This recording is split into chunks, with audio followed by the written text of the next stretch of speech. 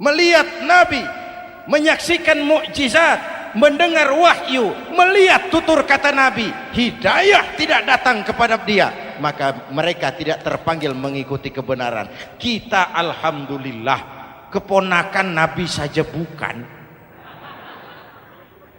mendapat yang namanya hidayah ini harus kita pelihara, kita jaga baik-baik, karena ini merupakan hak prerogatif Allah. Yahdi man yasha, diberikan kepada siapa saja yang dikehendakinya. Hadirin, sembari kita mengambil pelajaran tentang Kan'an yang tidak dapat, putra Nabi Nuh. Ini saya ngambil bagian cerita sejarah, masih mau dengar? Nabi Nuh diberi umur 950 tahun, berdakwah sepanjang hidup. 800 tahun beliau dakwah, dapat pengikut tidak lebih 80 orang, rata-rata 10 tahun satu. Yang dihadapi ini umat yang kurang ajar, bandel, bajingan, tengik. Kalau diceramahi, telinganya ditutup dengan tangannya. Ini saking kurang ajarnya ini umat. Diberikan dakwah, telinganya ditutup dengan tangan. Nabi Nuh ketika di puncak kesabarannya munajat, ya Rabb, bagaimana Nuh? Siang malam saya berdakwah kepada umat ini, saya sampaikan risalahmu, saya canangkan seruanmu, saya sampaikan ajaranmu. Inni da'autu qaumi lailan wa nahara, siang malam saya berdakwah kepada umat. Wa inni kullama da'autuhum ja'alu asabi'ahum fi adhanihim, tiap kali saya sampaikan dakwah kepada mereka, mereka tutup telinganya dengan tangannya. Saya tidak sanggup menghadapi umat seperti ini, ya Allah. Habis mau kamu bagaimana Nuh? Sikat saja sudah semua ini, bikin mati saja. Nanti kalau punya anak, anaknya kafir lagi, lebih baik bapak moyangnya, mbah-mbahnya sikat semua. Rabbi la tazar 'alal ardi minal kafirina dayyara, jangan disisakan orang kafir, habisin semua. Itu mau kamu? Iya. Buat kapal Nuh, nanti aku turunkan banjir. Dengan apa saya membuat kapal ya Rabb? Pakai kayu Nuh. Kayunya dari mana ya Rabb? Dari pohon tentu. Pohonnya belum ada ya Rabb, tanam dulu Nuh. Membuat kapal kayunya nanam pohon dulu. Apa artinya? Perjuangan bukan simsalabim abragedabra.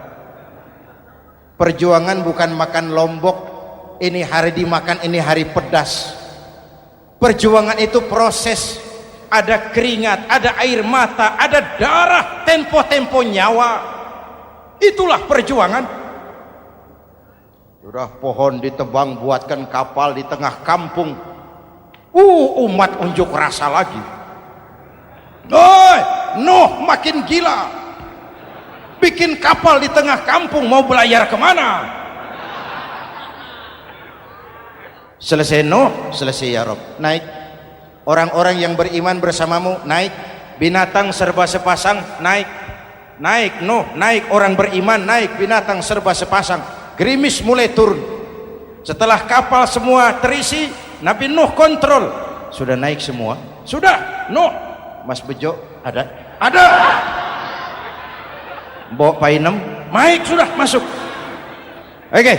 Hei, Kan'an anak saya ikut tidak naik kapal. Kami tidak lihat Nuh.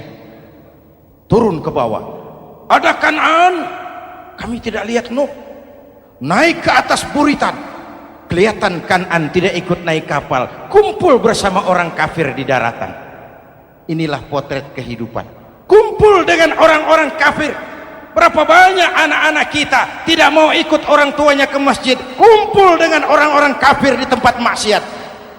Nuh karena sayang kepada anak, dari atas kapal memanggil, ya bunayyarkam ma'ana.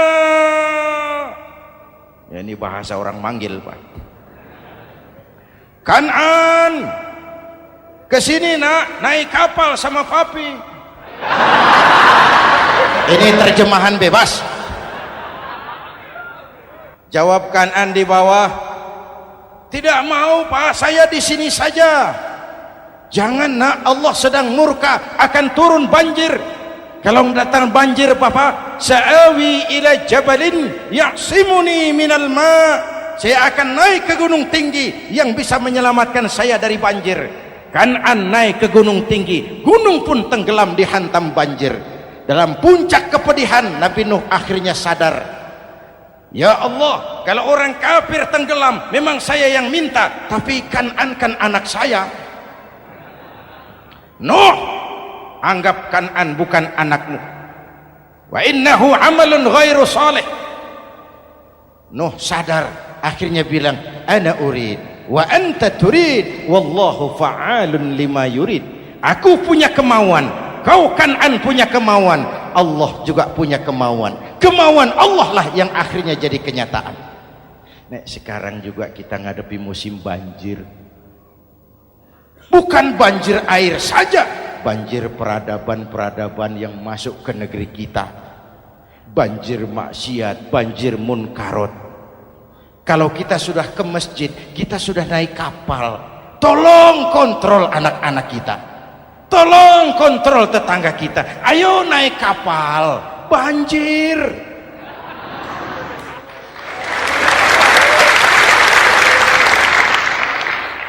Ditutup ayat ini dengan wala'allakum tashkurun. Atas hidayah yang diberikan kepada kita, kita bisa melaksanakan ibadah Ramadan, bisa takbiran, dan diakhiri dengan ungkapan tasyakkur dan tafakkur, mensyukuri nikmat. Saya berulang kali mengingatkan, nikmat bisa berubah menjadi azab kalau kita tidak pandai mensyukurinya. Bayangkan Pak, tahun 87-an kita itu jadi negara yang berswasembada pangan. Beras kita cukup untuk rakyat kita. Sekarang kita jadi pengimpor beras terbesar. Kita beli beras ke Vietnam, kita beli beras ke Thailand, ke negara-negara yang lebih kecil dari kita. Kenapa? Karena sawah kita tanami gedung.